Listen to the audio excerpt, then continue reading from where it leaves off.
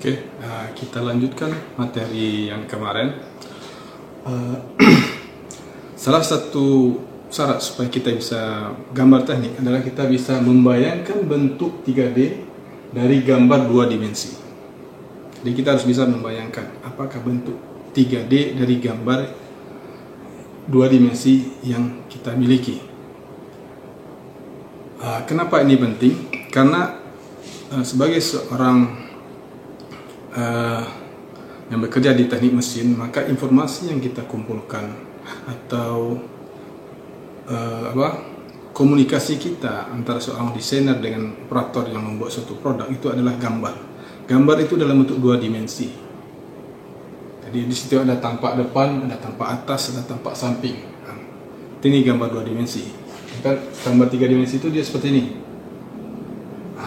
Jadi yang kita dikasih tahu itu gambarnya seperti ini, 1, 2, 3. Nah, kita harus bisa membayangkan bentuknya seperti ini. Jadi ketika kita melihat gambar ini, kita bisa membayangkan bahwa bendanya yang diinginkan itu adalah seperti ini. Jadi itu harus bisa kita membayangkan itu. Itu harus banyak dengan latihan-latihan.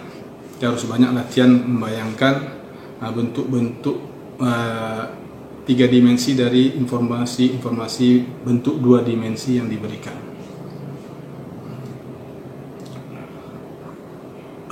Bagaimana caranya? Nah, sekarang bagaimana caranya supaya kita bisa membayangkan itu?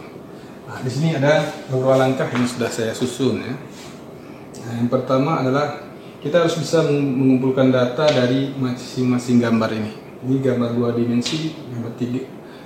Tampak depannya, tampak samping, tampak atas.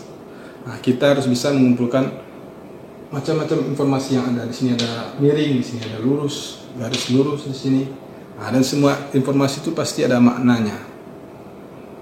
Dan langkah yang kemudian, yang kedua adalah menggabungkan atau menganalisa informasi-informasi yang ada itu. Jadi kita di sini ada informasi, umpamanya di sini ada garis lurus ya, di sini ya, di sini ada garis lurus.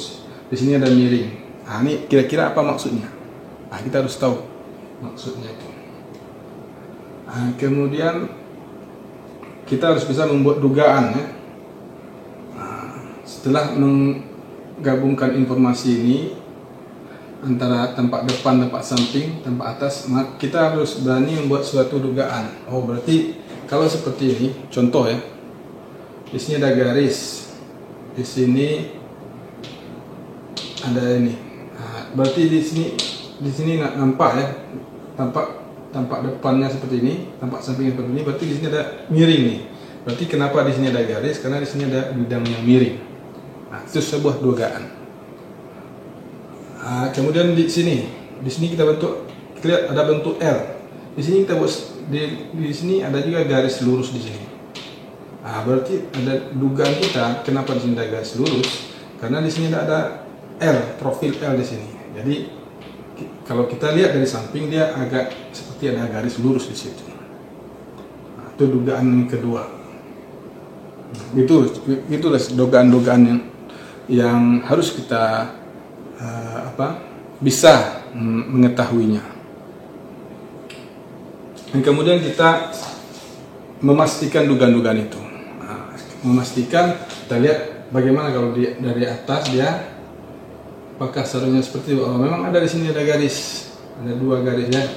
Berarti yang profil L ini dia di sini memang ada bagian yang rendah di sini, karena di sini ada garis ini ya.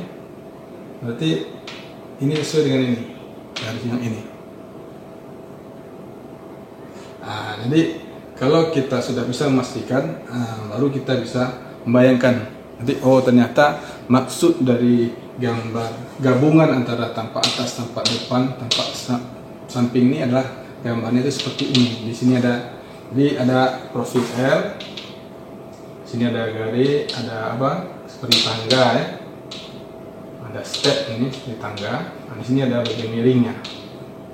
Nah, jadi kalau kita lihat, kalau dilihat dari depan, maka yang nampak adalah ini dan ini ya. Ini dan ini tampak dari depan, 2 bidang nih. 1, 2. Lihat dari samping ke samping sini, maka yang nampak itu adalah profil ini ya. Ada 2 bidang juga, profil yang lurus ini dan ini. Oke. Nah, kemudian kalau lihat dari atas, maka yang tampak di sini adalah 3 profil ini, 1, 2, 3. 1 ini yang miring ini. Kalau yang bidang miring dia nampak dari depan, nampak dari atas juga nampak dia. Dari sini nampak dia ada bidang, dari atas juga nampak dia. Kemudian ini, kemudian ini. Begitulah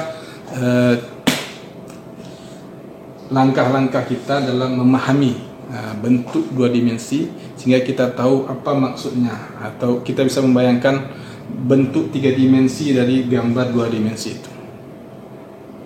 Mungkin ini tips dari saya ya, bagaimana caranya untuk memahami itu. Terima kasih atas perhatiannya.